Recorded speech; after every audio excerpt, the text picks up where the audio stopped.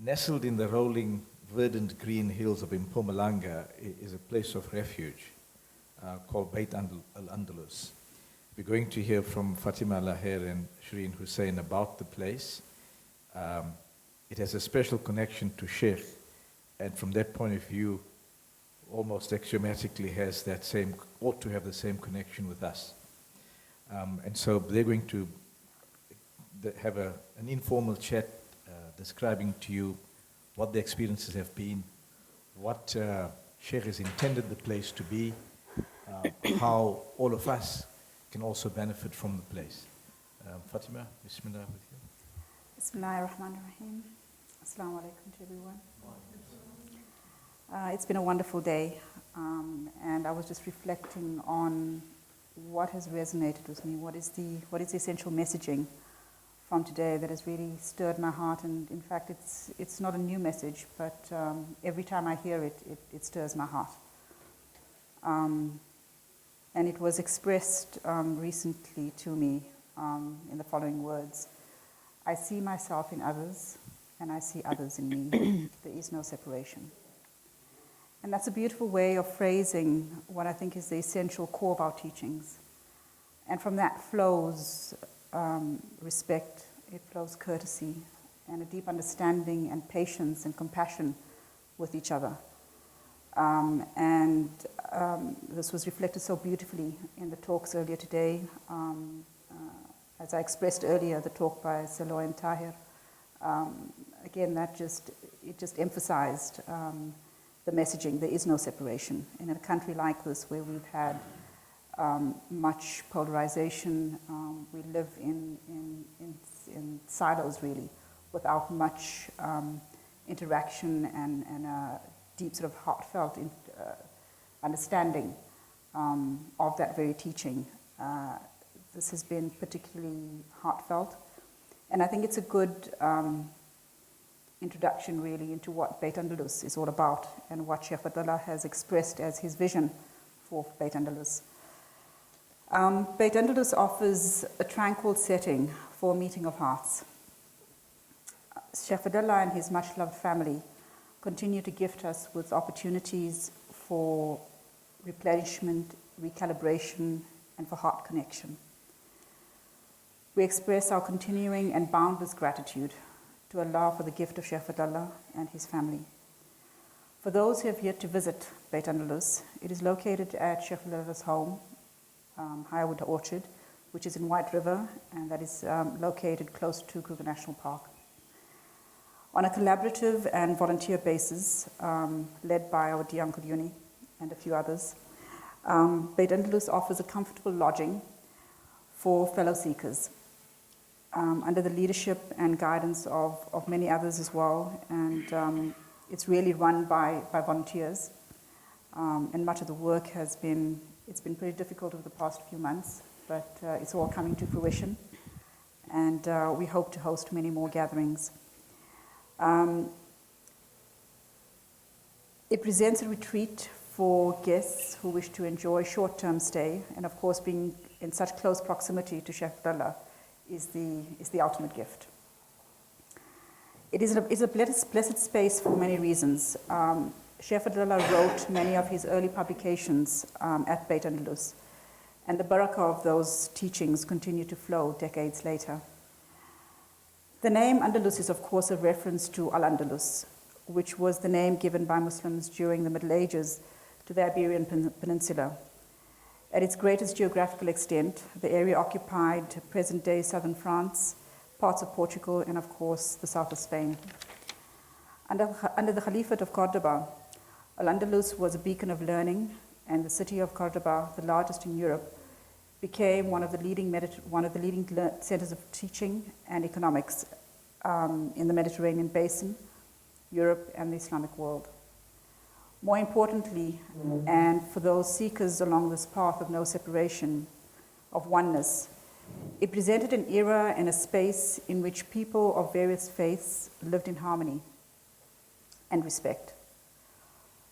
Christians and Jews were not persecuted. There was a meeting of hearts, and in fact, it was one of the few times in our history when the prophetic tradition was truly lived. and the Quran was truly lived. And of course, that was short-lived, as we know, and much changed. But there's hope. There's always hope. And Sheikh Abdullah has expressed a wish, of course, that al-Andalus, Bayt Andalus, will present such a space that if we are truly committed to this path of the Quranic tradition, of the prophetic tradition, that we should avail ourselves of the opportunity to share in this beautiful space. The vision, the hope, the prayer is that Bayt Andalus will be such a gathering place. We've hosted 2 gatherings thus far, I think. 3 gatherings thus far. Most recent of which has been the Silence Retreat, which Shireen attended. And Shireen, Asia, Wasima, many others have been quite instrumental in assisting in hosting these gatherings. So I'll ask Shireen to perhaps reflect on her experience during the Silence Retreat and more generally her experience of Bayt Andalus to date. Thank you, Fatima. Assalamu alaikum, everybody. If I look nervous, it's because I am. I was just told 10 minutes ago I'll be talking, so I don't have anything prepared. But I am pretty excited about the last experience we had at Bayt Andalus because in about October last year, we heard that there was an opportunity to do a silent retreat, and I jumped at the opportunity. Haider Naqvi, who I'm sure many of you know, I think had been to a Buddhist retreat twice, and he had done the Vipassana retreat, which was for a period of about 10 days, where he remained in silence. There was no talking, no eye contact. The diet was strictly vegetarian. Food was, I think breakfast was 6 a.m., lunch was 11:30 a.m., and there was no food the rest of the day. So he says it's actually quite ironic that he had to go to a Buddhist retreat to learn meditation, and then he decided that it was something he wanted to adapt so that other people, particularly practicing Muslim people, could try to learn from there. And so I think he came up with this idea and put it across to Sheikhna. And Sheikhna said, I want you to look at it and find a way to modify it to suit us. And I think Haider was very good about that. He was absolutely brilliant. So we had only place for about 9 people. And so we did this about 3 weeks ago. So the modifications were that we would have breakfast at 7. We had lunch at 1:30, vegetarian. And we had a fruit and a cup of tea at 6. So when we heard the structure, many of us panicked and we stocked our bags with all kinds of snacks thinking, we're terrified of the hunger and we don't know how we're going to cope, so we had our bags full. And when we got there, Haider says, no, all those illegal things need to be taken out of your bags now. You're not allowed those things. It's all about, outer constriction, inner expansion, cutting down on stimuli, so visually, sounds, taste even, so the food we ate was tasty, but, not spicy, but tasty, vegetarian food. And I think those of us who are not vegetarian were concerned about how we'd cope. But it was a week of many, many learnings, a week of many insightful moments, and for me personally, a week of many perspectives that were shifted and that have influenced and impacted on how I live my life now on a day-to-day basis. So we had, so the whole idea behind this particular retreat was for us to learn to meditate in sajda. So now those of us who are practicing Muslims know, we've been told Salah is the mi'raj of the mu'min, and we know that the heart of the salah lies in the sajda.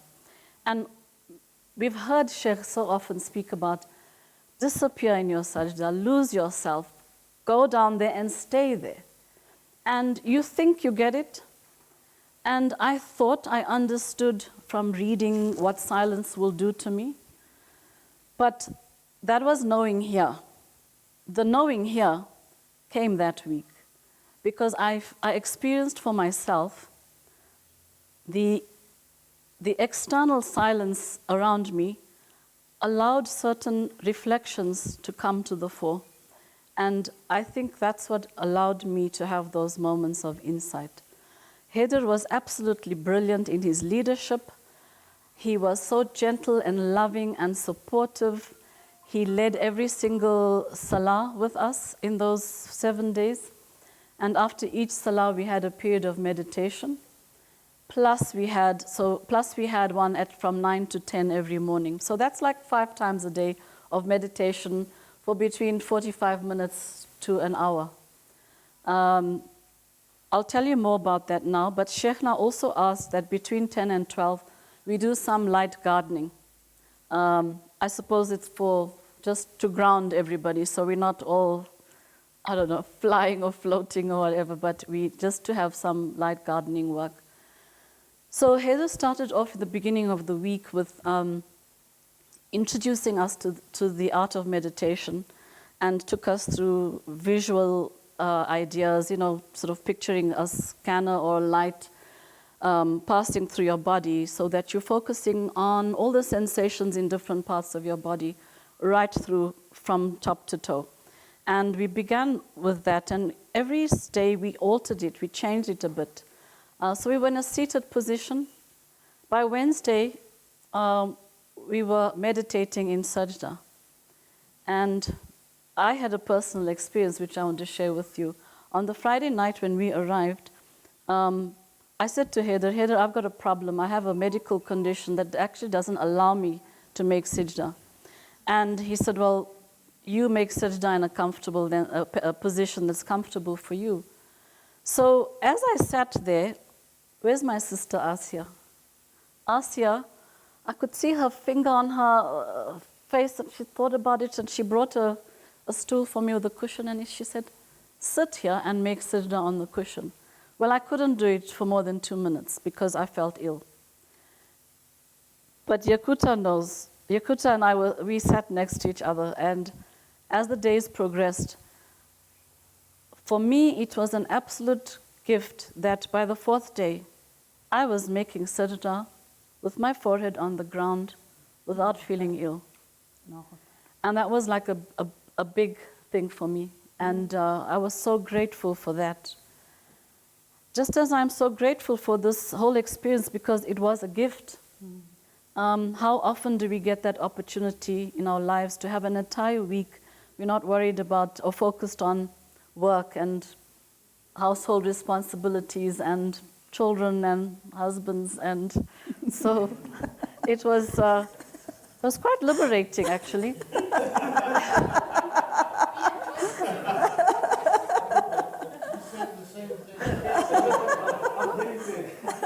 Bring on more retreats, yeah. So I think by the time we got to the end of the week, people had found what was comfortable for them. So some people were able to remain in sajda for the entire hour. Some of us remained in sajda for long periods but continued while we were seated. But I want to talk about what I took away with me from there.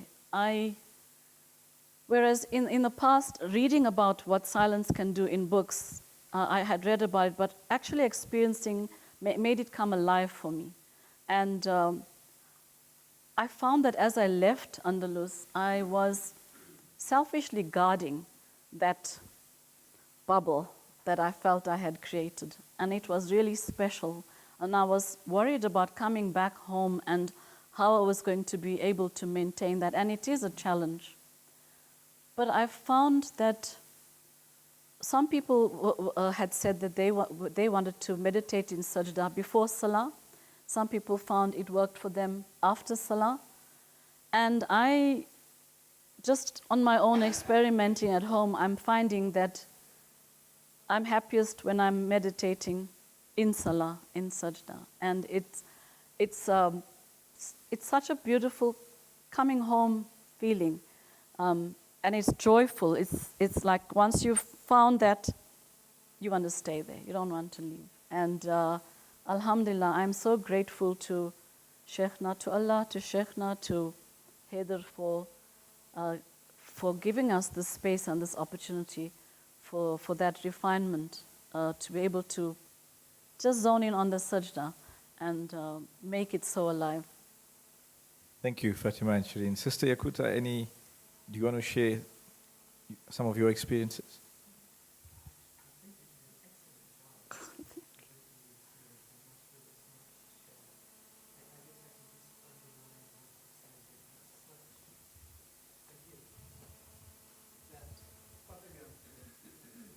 You've done a wonderful job Thank you. of outlining the experience. Thank you very much. I can only underline what you said. Perhaps I can say that I find myself kind of tapping my fingers and wondering when I can get away and pray. You know? So it's changed from being this task or this thing that you do because you must to being something that you do because you really want to do it. It's so good. It's so sweet. And that's an enormous gift. Enormous gift. This is perhaps just a taste of what Bayt al-Andalus offers. And we really welcome other volunteers like Hader to come forward and offer to host gatherings. We'd like to make it as diverse as possible. It's an open sketchbook really in terms of other more fun activities we can offer, gatherings for the evenings, activities for the evenings. So we invite you, and perhaps Sunaid can give a visual sort of description of what Bayt al-Andalus really is. Again, apologies, we were not really aware of the need to do this presentation. So in the absence of the presentation, a pictorial presentation, perhaps Sunaid can describe it. Thank you. Thanks, Fatima. The structure is very much a Moorish one, Islamic architecture in a sense that you have an internal courtyard with a water feature, which were predominant features of Islamic architecture. It is a rectangular shape, and on the one end, which is where Sheikh wrote some of his books, is a double story, the rest is a single story, and you overlook the macadamia nut farm and two Russian ridgebacks, Sheikh's big dogs, who come every afternoon to come and greet everyone that lives there. Sister Zainab, do you want to add anything? No? You okay? Thank you. So let me tell you about my experience. I wasn't at the retreat. So I said, okay, better half is going for a week. That's my experience of the retreat. And so she was gone for the week. And I need to discuss this with Heather because when she got back, having been silent for 7 days, she spoke non-stop for 14 days. So eventually, if I look at the debits and credits on the T account there, she's still ahead. And I thought I'd catch up, but I haven't. Yes, no, I'll take the advice. The first time I went there, the other benefit of being there is Sheikh is, apart from his absolute intellectual and self and sharing all of his pearls of wisdom, he's very relaxed. It's informal. He walks over from his house. It's 5 minutes away. You can see their lodgings. And he comes over and chats to everyone, which is wonderful, completely relaxed environment. Of course, and this is where we need to give a commercial plug, the place needs some fixing. And in as much as Sheikh and his family opens it up to everyone, it does need attention. And there are a couple of, for example, the roof outside, there are one or two other features. Perhaps we need to add an additional bathroom, toilet, just to make it a bit more comfortable. All of that takes money, so a commercial plug for those of you that can assist. I'd be very grateful if you would. And although it is far, I think the distance, in a sense, is important because it takes you away as you go kilometer upon kilometer from your locality and the local issues that plague you. And as you move further and further away, you start emptying your mind. It's a beautiful part of the world for those that haven't been there. And again, importantly, it really is part of Sheikh's legacy and also his contribution for all of us. In due course, there'll be a committee set up because people are asking to come through and stay there. There were guests from, I think, the US, Eunice, that came through at the stage. And of course, out of respect for Sheikh's privacy and that of his family, to give advance notice and to actually arrange these visits in advance. They're simple lodgings. They're not intended to be ostentatious. They certainly aren't. So hopefully that will be a place also like this where searchers and will gather people with like-minded views and hearts would gather and be there under the blessings and shadow of Sheikhna. Good. May I say something? The next gathering. See, I said so. I'd like to have the last word. Always Next has a gathering. last word, even if I have the mic. May I have the last word? Thank I have you. no choice. The other experience that I had that I think was very powerful was the level of adab that was adhered to while we were there. It was absolutely beautiful. The respect, the love, the courtesy, the kindness, the constant awareness of the other, of how we engage with each other. And yes, of course, in silence as well. But it was so beautiful, and just feeling this love and this connectedness. And I thought, why can't it be like that when we're out of Bayt Andalus? Begin with our own homes. And I hear Sheikh saying, well, are you ready to die? And watching that, I thought, I'm not ready. I've got a lot of work to do.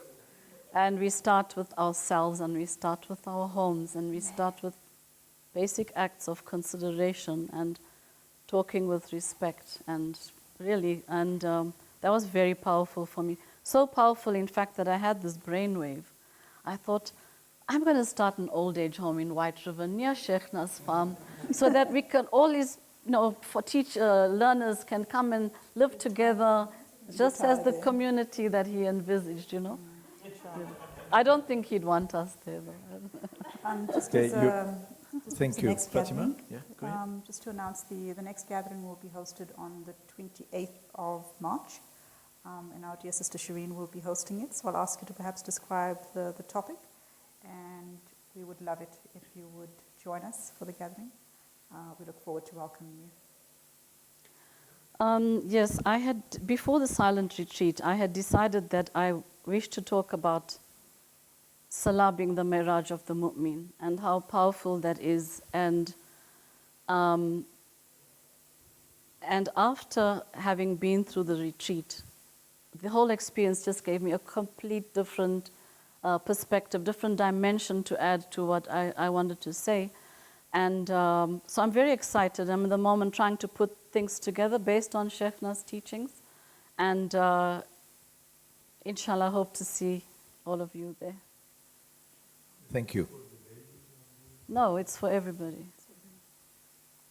Forgive me, I forgot Brother Abdul Hadi from Sweden was there as well. And would you like... Zainab, Yes, I did ask Zainab. Do you want to share any reflections on your side? Just to say, to be there was like being in paradise. And I was so sad to leave. Anyone would be sad leaving paradise. So I can only recommend everyone to go out there for a retreat or a course. Thank you. There will be zikr after Maghrib, namaz, and then there will be meals, dinner for everyone. We're going to conclude today's session. Sheikh Muslim, if we could ask you to conclude with a dua. Careful the mic. No. You're attached. Oh, I'm attached. So I thank everybody who have made this possible, including all of you who are here now and those who have been here through the day. The people who have worked to prepare Rasooli Center for this fantastic conference. The people who have worked behind the scenes, whom we may not even know what they have done. Of course, Sheikh Fadlallah for gracing again this event with His presence. And most of all, of course, Allah for bringing us all together, for giving us this innumerable, countless number of gifts that really are raining over us, showering over us every minute and every second of our lives. We can never ever thank Allah enough. And I would like to end just basically with the most basic, most profound, and most simple prayer of Al-Fatiha. Bismillahir Rahmanir Rahim. Alhamdulillahi Rabbil Alameen. Ar-Rahmanir Rahim. Maliki Yawmiddin. إياك نعبد وإياك نستعين اهدنا الصراط المستقيم صراط الذين أنعمت عليهم غير المغضوب عليهم ولا الضالين آمين سبحان ربك رب العزة عما يصفون وسلام على المرسلين والحمد لله رب العالمين